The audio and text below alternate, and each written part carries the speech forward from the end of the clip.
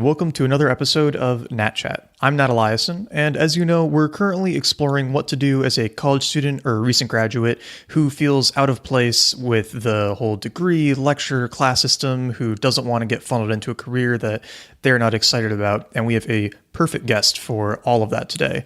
Joining me today is Hannah Phillips. Hannah started her own media company essentially in high school, which started as photography, grew into branding, social media management, and by the time she was ready to potentially go to college, she was making enough money to support herself and decided to just stick with that instead. She did end up going through Praxis, which was discussed in my episodes with Zak Slayback and Aaron Watson as well.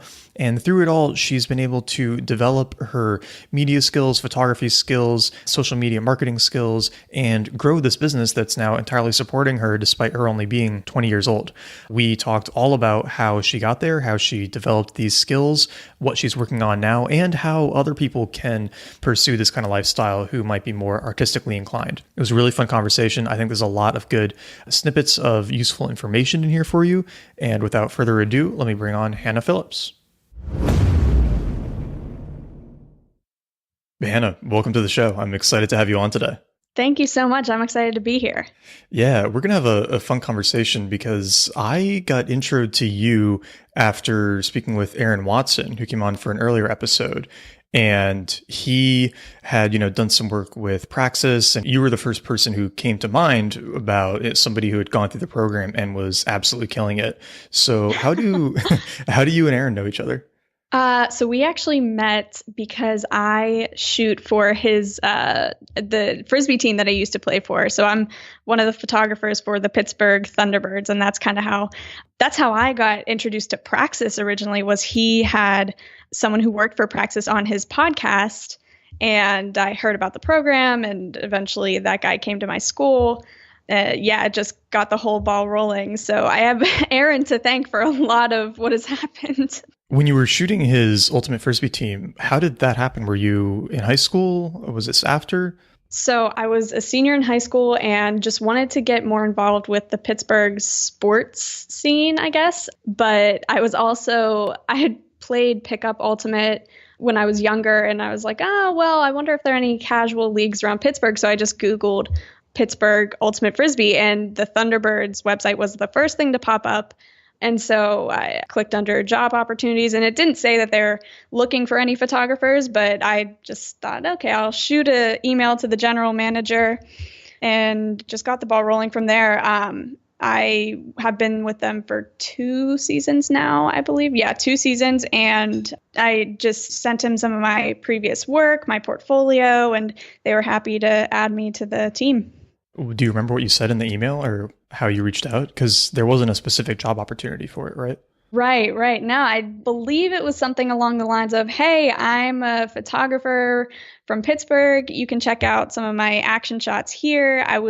It seems like, they were a very young organization at the time. I think I started with them during their 2nd year of existence. They've only been around for 3 years. So I said, this is something that I want to be a part of. Super exciting to watch you guys grow and see, just be involved with that from the ground floor. And I really just stressed how amazing it would be to be a part of such a young team or organization, and sent him all my best action shots. And from there, he was like, yeah, we would love to have you. So that's great. Were they paying you then? First year was more of a trial basis. So I did a lot of free work then, but the 2nd year I was paid. Yeah. Well, hey, free work's not a bad model to start off with. It's a really good way to get your foot in the door. Absolutely. That's what I tell all young photographers. And it was so worth it for me because it paid off in so many different ways. I was introduced to a lot of influential people in the Frisbee community, but also outside of that, just because of the Thunderbirds. So it's really paid off in a lot of different ways. Yeah. Were they your first kind of professional client, or did you already have a portfolio of work before them? So I had shot, I've been shooting for the past, I believe, 5 years, a professional tennis tournament in Pittsburgh called the Men's Futures of Pittsburgh. And so I worked for that for, I think, 2 or 3 years previously to the Thunderbirds. And so I've had experience dealing with professional organizations, but they were certainly the first frisbee client I had. Yeah. And have you just always been interested in sports photography, or did that kind of come about as just a consequence of the work that you started getting in the beginning? I've played tennis my entire life, so it was pretty easy for me to break into that community. But aside from that, sports definitely are one of my favorite things to shoot. I shoot a lot of senior pictures and like model headshots and whatnot. So, but I think sports is probably at the top. Yeah. And you said you started it 5 years ago, or you started doing it 5 years ago? Yeah. So I've been photographing, I guess professionally for about 5 years. It wasn't until I was 16, so 4 years ago, when I actually officially branded myself as Hannah Phillips Media and started my business, which I'm currently running full time now. And it's funding everything, right? So you're living on your own, kind of operating this business, and that's your full job now, right? Yes. This is my only source of income. So when did it start making money for you? Like, how did that begin? So I would say probably around my junior year of high school, I got more serious with it just because I had so many senior photography clients. That's where I saw the most money was coming in. And I thought, oh, wow, okay, so this really, really could be a full-time gig after high school. And then my senior year, I focused on it pretty heavily. I got more graphic design clients and branding clients.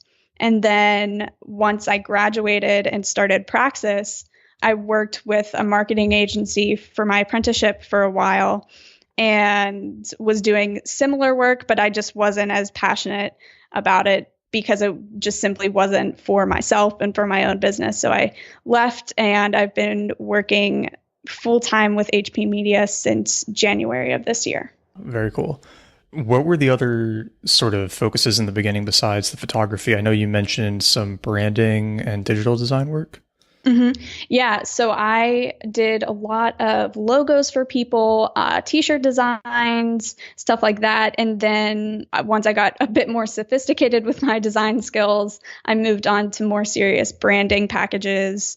And now I've moved that to I call myself a brand consultant now. I do a lot of social media marketing for my clients, and I still keep up with the photography, but I also have been taking a lot of private commission painting. Painting is actually my one true love. It has always been the ultimate goal. I would love to be a full-time artist. That's the end goal, I guess. But yeah, I have been getting a lot more of those, which is so fun. How are you learning to do the branding, the consulting with these companies, the social media stuff? What was your, I guess, source of education for adding these skills to your portfolio? Totally self-taught. I took a graphic design class my freshman year of high school, but I already had pretty decent knowledge of Photoshop before that. That was more just refining skills that I had.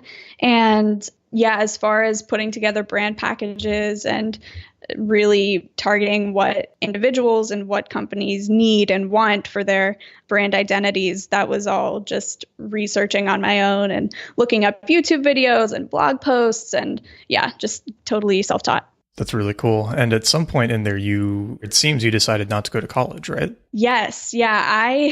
So I knew when I was in 8th grade that I didn't want to go to college. It's really early, huh? Oh, it's so early. But I just remember so clearly sitting on the school bus on my way home from this art school that I attended and just thinking, oh my gosh, I have to do another 4 years of this after high school. And I hadn't even started high school yet. I was always good at school. I kept up my grades, and I genuinely really enjoy learning. I just am not wired to sit in a classroom. And I think just so much more learning can be done outside a classroom. Definitely. And was that what you were doing throughout high school, was just kind of getting the grades and then going out and learning on your own? Oh, absolutely. Yeah. And a lot of that was because I was running this business. I mean, if I don't think a lot of my clients don't realize that if they asked me to do something and I had no idea how to do it, I wouldn't tell them that. I would say, yeah, I can do that for you, and just look up a tutorial and just teach myself on the spot. So yeah, I was continuously learning on my own throughout high school. And then, of course, I try to learn something new every day. It's one of those things that you may not consciously be doing it, but I'm always picking up new skills and techniques for my business. So you didn't want to go to college, but what gave you the confidence that you didn't need to? Oh, that's a good question. I don't know if I was just born with it. Probably not. It was really, the support of my parents was huge. But just seeing, after I started my business and after my junior year of high school, I saw that I was doing pretty well with it. And then my senior year of high school, I had 4 other part-time jobs aside from HP Media. So I was kept very busy. I spent minimal time in school, actually. Like, I crafted my schedule so that I could take all my core classes in the morning and then leave by 11 a.m. every day and go work. So that was super helpful. But when I was a sophomore, I finally told my mom and my dad, like, I don't want to go to college, because up until that point, I thought that I had to, because that's just the thing that you do, I guess. And they were, again, super supportive. And it did have to do a lot with their constant encouragement with my business. But I was homeschooled from kindergarten through 7th grade. And growing up homeschooled, looking back, I'm able to pinpoint, like, okay, I grew up being extremely comfortable with the unconventional, if that makes sense. Because homeschooling is not necessarily the normal thing to do. And I knew that when I was homeschooled, it was normal to me. And so I was very comfortable with doing untraditional things and going the untraditional route when it came to my education. So skipping college was never this huge, big issue for me, just because I developed all these hard skills and passions throughout my life. I was good at them and I was able to make money with them. Yeah. What kind of like homeschooling was it? More self-directed learning? Was it your parents were following the kind of core curriculum? Like, how did that whole process work? Because we've had a few people on here who are involved in unschooling and things like that. Right. So we weren't unschooled, although I do love the unschooling techniques. My mom taught us. We had our different subject books and everything. And then once I got to be like 6th and 7th grade, I would say, it was largely self-directed. And my mom would just have on the schedule what I needed to complete, and I would just get it done. And was that something that you were always good at, the self-directed learning, or is it a skill that you developed? I would say that I'm very self-driven and self-motivated, and that did take a huge part in my early education. What about like other people in your environment? Did you have other friends in high school who you saw doing their own thing on the side, or were you really, I guess, alone in this for your age group? Right. No, I was, wow, even thinking back, I thought, yeah, I didn't have many friends at my art school that were doing their own side gigs, but especially in my later high school years. So after I went to art school, I took a year off, not off, but I did cyber school, started my business. And then for my last 2 years of high school, I went to my local public high school. And there, like, no one did anything really aside from the schoolwork they had to get done. So I was very alone in it there, and it was just such a frustrating environment to be in. But yeah, I always was trying to encourage people to do stuff, and that is consistently the single piece of advice I give to high schoolers is work on goals and projects that are in no way school related, just because that gives you something to feel good about accomplishing without worrying about like, oh, my resume, or, oh, I need to get a grade on this. Like, just work on doing things for you and develop skills while doing it. Yeah, no, that makes a lot of sense. And it's obviously good advice to college students too, and I guess people who have normal jobs as well. Do you end up talking to high school students often? Do you do any kind of mentoring?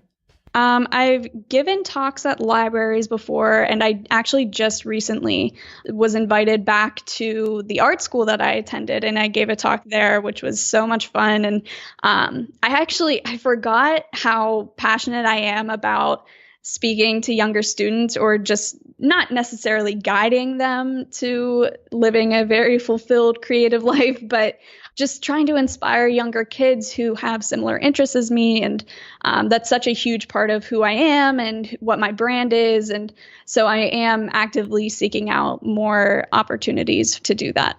What made you so passionate about that? Is it just seeing students who aren't doing it and being unhappy, or is there something else? Yes, it's largely that. I get very frustrated with when I see kids who have so much potential, or who are very driven and just don't know what they want to do, or who, on the other hand, are very passionate about a specific thing and don't have the drive to do it.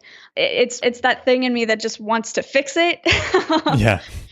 So I don't know. Hopefully I'll be able to talk to more younger students, and even college students and people out of college who have no idea what they want to do yet. It's a problem. Yeah. No, I mean, that's why we're here, right? So you did end up deciding to go through Praxis, though. How did that come about? Yeah, at the time, it just seemed like too good of an opportunity to pass up. And I am so, so grateful that I did it, because the Praxis community is just so valuable. There are so many people in there that it's just such a great network to have. And of course, like, the program itself taught me so much. And I think it made my parents comfortable to see me doing a structured program after I graduated. Even though they were fine with me working full time, it was such a great opportunity. I mean, it was this, obviously, like, the structured curriculum of Praxis, and then this real world work experience at a startup. And so I was placed, like I said before, at a marketing agency in downtown Pittsburgh. I am very grateful for the Praxis experience. Yeah, so you found them through Aaron, but what did the application qualification process look like? How do you get in, or who's a good candidate for it? Right. Even now, as they're growing, the percentage of people accepted, I think, is still very small compared to those who apply. You basically have to prove that you do have these projects and, I guess, side projects, that you've been working on your whole life, and just you have that drive to do something a little bit extra. So the application process, I forget, oh my gosh, it's been so long. And I don't even know if this is true to what they do currently, but when I was applying, the first thing you have to do is fill out the initial application, which is just a brief paragraph, I think, about yourself and where you're from and what you do. And then you have to film a video answering specific questions that they give you. And then the final thing is an interview with someone on the Praxis team. What did the curriculum look like once you were in? Because you mentioned the internship side already, but what was the, Praxis education side of it? So the first month was largely based around just building your personal brand and making your website or blog, just really building up your digital footprint, which is something that I try to stress to so many people, because it is so important to have presence online aside from your typical social media pages. And then there is a month of writing. So you have to produce a blog post every single day. That was so challenging, and I didn't do it. I did write every day. I didn't come away with a full post every day, which is, I'm still trying to find a good month to tackle that. Why do they have you publish a post every day? What's the goal there? Oh, it's just to build up content for your blog, to teach you discipline, and really just to train you to write even when you have nothing to write about. Just produce. And then I forget, just throughout the time at your apprenticeship and back when I was in the program, oh my gosh, I sound so old saying that, even though I just the program ended for me about 4 months ago. But back when I started it, it was 2 months of this professional boot camp and then 10 months of an apprenticeship, throughout which you would be working on the curriculum. And now I think it's split evenly 6 and 6 months. But when you're at the apprenticeship, you have certain books that you have to read and challenges, writing challenges that you have to accomplish, and podcast interviews, and just the curriculum is chock full of just all these tools that really help you build up hard skills that will ultimately lead to success in the real world. Yeah. What were some of the books that they had you read? Not The Art of War, The War of Art by Stephen Pressfield, which is to this day one of my favorites. I love that book. And then a lot of them you got to pick yourself. So I'm looking at my bookshelf right now. I was very interested in like human behavior and made one of my months a study about that. And so I picked out books like Impossible to Ignore, and Chris Voss has a book that I was reading. Did you like Impossible to Ignore? I did. I read it like it was month 3, so I read it so long ago. It's one of those ones that I'll have to reread shortly because it was very interesting. Maybe I need to reread it. When I read it the first time, I really didn't like it, but everybody else who I've talked to has said great things about it, so maybe I was just in the wrong headspace for it. Right. Well, that was one of the months where you were supposed to read a book per week. And so I flew through that book, and I feel like because I did read it so fast, I didn't fully comprehend it. So I definitely have to go back and reread it. Do you do any kind of like note-taking recording for the stuff that you read? I learned to after that month. Okay. Just to better comprehend the books that I was reading. But one of the books that is probably one of my favorites to date is Pitch Anything by Oren Klaff. I hope I'm pronouncing that correctly, but that is such a fantastic book. Especially, I'm not naturally a salesperson, and that really helped me tap into different ways to pitch myself, pitch my business, pitch my services. It was so brilliant. Do you do a lot of outbound sales with HP Media? It varies from month to month. I mean, as essentially a freelancer or just a self-employed person, I have months that are super busy and like packed with pre-scheduled events and shoots and jobs and stuff. But whenever I do come across a month that I don't have too much scheduled ahead of time, I do try to actively reach out to businesses and individuals just to work with them. So it's mostly, I do most of my sales stuff through email and just walking through the door. A lot of people forget that like the face-to-face pitch methods, they have proved to be very effective with me. If there's a brick and mortar store in Pittsburgh that I want to work with, I usually just walk in the door and talk to either the owner or a manager or someone. Wait, that's so cool. So you'll just walk in and be like, hey, I want to take pictures of your store, or how does that go? It usually goes about me pretending I'm interested in buying something, which most of the time I am. And then goes into, oh, hey, I'm a photographer. Do you guys have an active social media presence? I would love to talk strategy with you. And that's how it goes. So cool. What's your favorite like brick and mortar store you've worked with using kind of that methodology? So my favorite right now is actually this client I'm working with. It's not a store. She is another artist that just has her own gallery actually in my hometown. And I hadn't been in there for years. And just one day I walked in and we started talking, and it was apparent that she was in need of some of my services. And it is so much fun working with her, especially because she is a full-time artist and her life is like my life goals, but I also have skills that she really needs. So it's such a great, she's definitely one of my favorite clients. That's really cool. So does she provide some of the artwork and then you're sharing it, or are you going in and taking photos of everything and sharing it? Like, how does that relationship work? So I've taken photos of some of the classes that she hosts at her studio. And I'm really I manage her Instagram page just because it's something that stresses her out. She doesn't want to deal with it. And so I'm responsible for coming up with and producing all that content and like the captions, the hashtags, all that good stuff. So yeah, I will pop in and take photos if I'm feeling like the backlog of photos that we have is short, or if I need something specific for a certain day. But yeah, usually with clients like that, I will spend several hours just shooting a whole gallery of images that I can use for months on end. And was doing all of the Instagram management, production, promotion something you learned at the marketing firm you were working with, or something you've learned on your own? No, that was actually something that I learned on my own and was able to bring to the agency that I worked with. Cool. Yeah. So that was fun.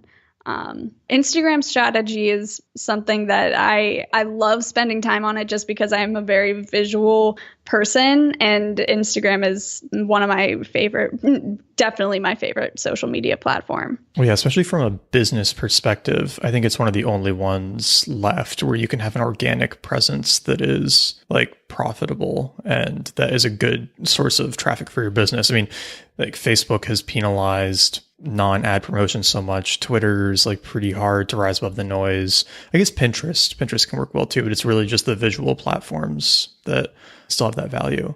For sure. How did you get linked up with the marketing company in Praxis? Is it that you had to go reach out on your own, or did they make the connection for you?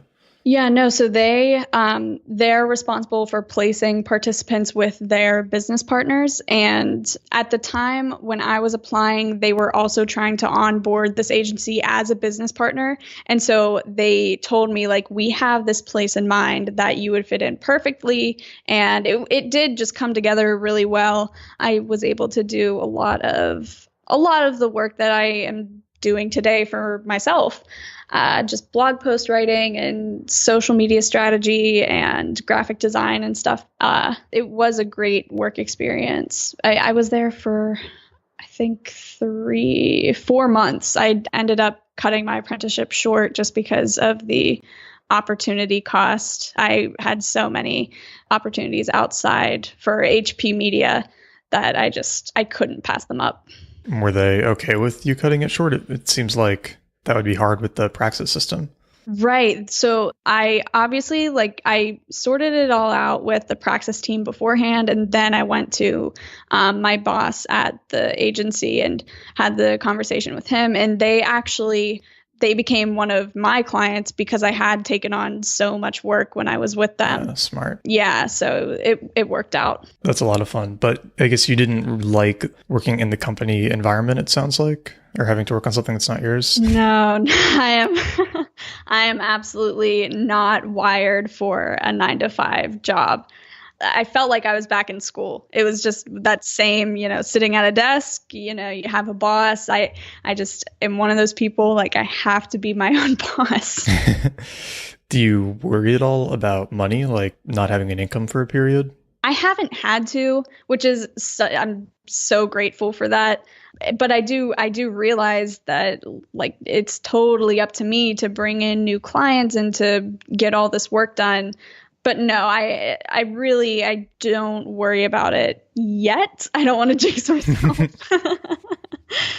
Yeah. Oh, is it just you, or do you have a team working with you as well? No, it's just me. So I was thinking, like, I might end up hiring an intern or something down the line, but I don't see that happening for at least a year or so. Got it. And what are your long-term goals with HP Media, and where do you want to take it? I would love to make it more of I want to build up my personal blog and just have so many free resources for artists and creatives and entrepreneurs there just within my posts. And like I said, I want to get out and speak more to college students and high school students about being an entrepreneur. But long term, I just want to be a full-time artist. That when I was 4 years old, whenever someone would ask me what I wanted to be when I grew up, I said an artist. And now it's so cool that I get to paint and do these different projects for a living, basically. But yeah, I would love for that to be my sole source of income. Why do you think so many artistic people don't manage to make it their job like you have? Or like, what makes you different?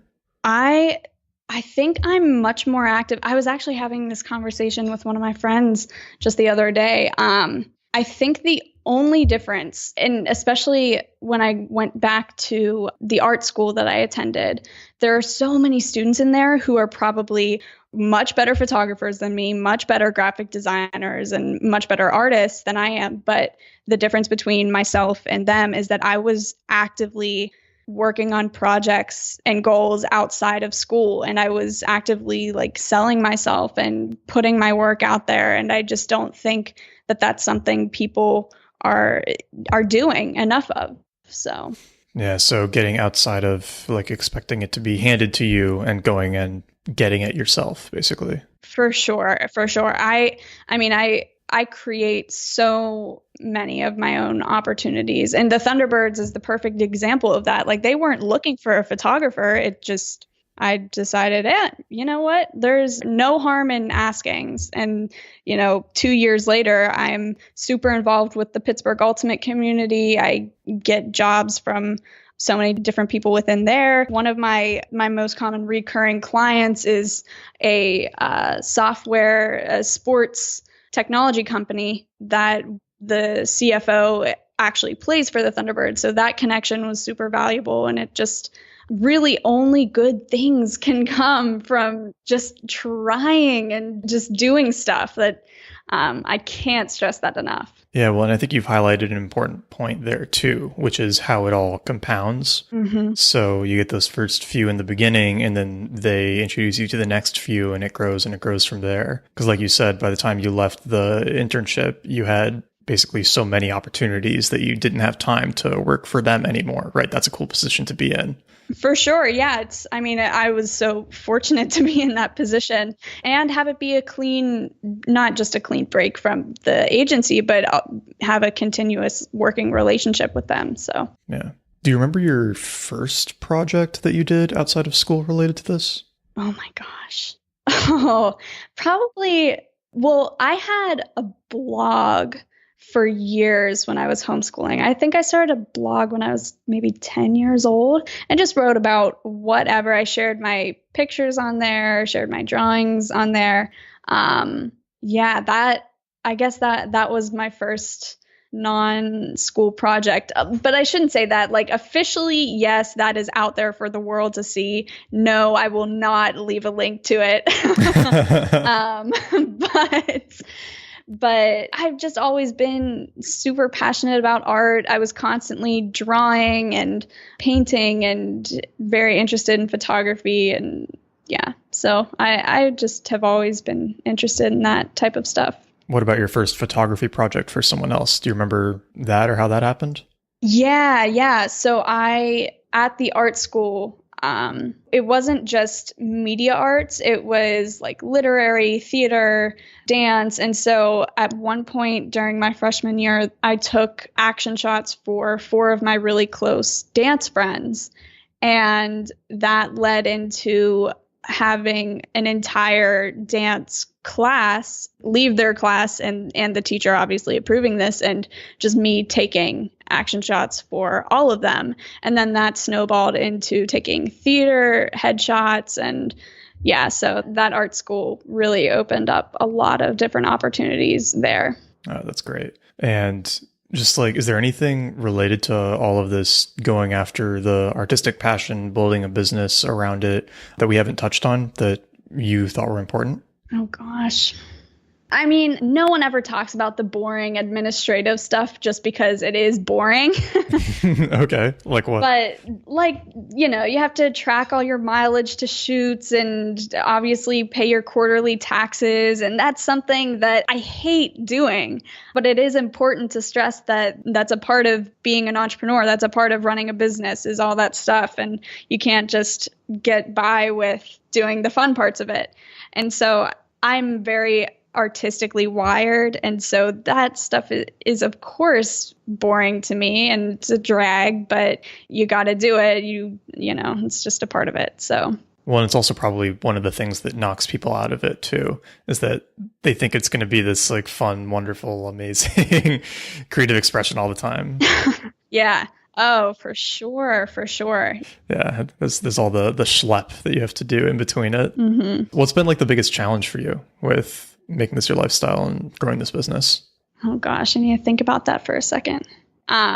Biggest challenge, aside from the administrative stuff, which at this point is mostly routine, it's not bad. Probably just being self-motivated and driven to get stuff done all the time. Like I'm the only one who is responsible for that. So I do have to maintain a pretty driven mindset, I guess. Yeah. How do you motivate yourself? How do you maintain that mindset? Just reminding myself every single day that I'm doing what I love for a living. That's pretty cool. That's definitely like, I will never get over that. Is just, oh my gosh, I get to paint today for money. What? So yeah, I mean, I think I'm naturally just a pretty joyful person. And so I do find happiness in like the little things. But when it does get tough and when I do have to push through like a project that's just going on for too long than I want it, a big part of it is switching up my workplace. So I do a lot of my work from home, from my home office and studio. But sometimes I will have to go to a Starbucks or a coffee shop in Pittsburgh and just change up the environment. And I really enjoy crashing the Pitt campus and getting work done there. They have a Starbucks on campus, and then I'll go to the Cathedral of Learning and just sit around. And it's a selfish thing for me to do because I usually walk in grinning like, oh, I'm in here to work on stuff that I'm getting paid for, and all of you are spending $40,000 a year to work here. Yeah. Yeah. It's kind of evil and backwards, but that's a really fun thing for me. Are there any other little like habits or routine things that have been really helpful for you with getting yourself to do the work? Yeah. Learning when I work best was a huge part. So I always leave my emails for like the afternoon and my design work for the afternoon, just because that's when my brain is kind of tired, not as creative. It's the stuff that I don't really have to focus that hard on to get done. Photo editing, I leave for that time. But in the morning, it's like my creative time, and I paint. I will do a lot of like beginning branding and logo concepts. And yeah, so morning I'm most creative. Afternoon is kind of my quieter down time where I don't have to think as hard. And then at night, I'm a total night owl. So I paint in, hours into the night. Cool. Yeah, that's one of those things that I find a lot of people don't get to explore when they're on a fixed schedule, right? For sure. If you're like in school or a certain job, right? You don't get to figure out exactly when you work. Yeah, they don't know when they work best or when their brain is, on, off, whatever. So that's a huge, huge part of it. Yeah, and it's interesting that, or maybe not interesting, but it's cool that you stuck with the night owl thing. I meet a lot of people who thought they were night owls for a while, and then they realized it was just like school forcing them to be that way. Right. Yeah, no, it's funny, like most of my best work comes between 9:30 p.m. and 1 a.m. It's like that little slot of time, just I am so creative and really alert. Yeah, it's awesome. Yeah, I'm sort of the opposite end of it, where my writing is really solid from like 7 a.m. to 11. But if I try to do it in the afternoon, it's just not happening. Oh, that's funny. Well, that's also the funny thing about me is like, I absolutely love the mornings and I love waking up early. I just feel so good when I'm able to get an early start. But I think I am wired to be more of a night owl. Even though I don't like staying up late, I just find that I work best really late. So it's weird. The little bit of tiredness helps with the creativity. You're less fixated on the details, right? I guess. Yeah. Well, Hannah, this was a lot of fun. Was there anything else you wanted to toss out there before we wrap up? I don't know. I guess just reiterating my original biggest piece of advice is do stuff, whether it's start a blog, start a podcast, launch an online shop, film a vlog. It's like working on stuff outside of school and outside of your job is so valuable, just not only for your own personal well-being and happiness and passion, but also it shows that you can provide value to potential employers, to your teachers, and countless other people. So do stuff. Yeah, just do stuff. Do stuff. Have a bias for action. I like that a lot. I think it's a perfect note to wrap up on. Where else can people find you, by the way, if they want to look you up? I'm, of course, very active on Instagram. So you can find me there at HP Media. You can always reach out to me through email at hannahphillipsmedia@gmail.com, or you can find me on my website, which is just hannahphillipsmedia.com. Awesome. Well, I'll be sure to link to all of that in the show notes. And Hannah, thanks so much for coming on, and have a great rest of your day. Thank you for having me. Thank you so much for listening to this episode of Nat Chat. If you enjoyed the podcast, please subscribe to Nat Chat in iTunes, Stitcher, Overcast, or wherever you get your podcasts. Second, if you're trying to take advantage of some of the information from this episode, be sure you check out the show notes at nateliason, nateliason.com/podcast, and find a friend, because implementing a lot of this stuff is much easier if you have somebody to do it with. And finally, if you enjoyed this episode and you've been enjoying other episodes of the podcast, please leave it a review on iTunes, Stitcher, wherever you listen to your casts, so that more people can find it. This is the best way for it to get some more exposure and to make sure that I can keep bringing these episodes to you. With that, thank you and have an awesome rest of your day.